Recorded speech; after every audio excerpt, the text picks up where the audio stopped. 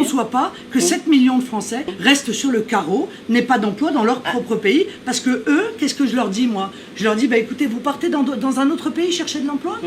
Est-ce que vous croyez que c'est raisonnable de la part d'un président de la République? Je ne le crois pas. Donc je suis désolé que vous soyez impacté à titre individuel par cette mesure, mais de manière générale, je vous le dis clairement et je l'assume, vous voyez, moi, à la différence des autres, mon objectif, c'est de donner une priorité d'emploi Alors, aux Français. répatrier tous les Français qui travaillent à l'extérieur. Pardon? Comme ça, nous répatrier tous les Français qui travaillent à l'extérieur, ça nous ferait des emplois chez nous aussi. Mais madame, s'ils sont dans des pays qui décident de taxer les contrats étrangers, ils ont le droit de le faire. Non, ils ne décident pas ça. Parce que vous savez pourquoi? Parce que ce que vous décidez là, ce n'est pas bien, madame. Ah bon? Pourquoi? J'ai vécu en France, 25 ans en France, même si je n'ai pas la nationalité française. Mais je suis là, je suis intégrée.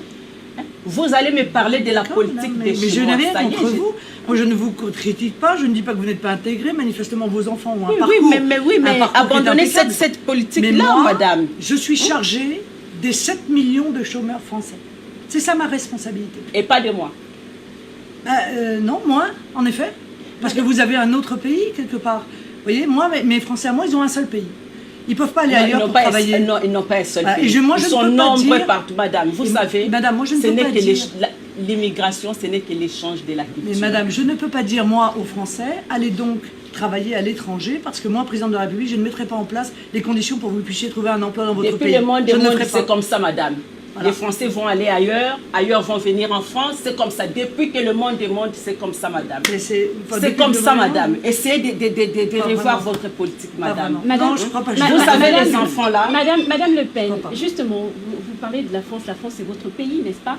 La France est un grand pays, n'est-ce pas? Vous êtes d'accord avec moi? Bien entendu. Mais qu'est-ce qui fait la richesse de la France, justement? C'est la diversité, madame.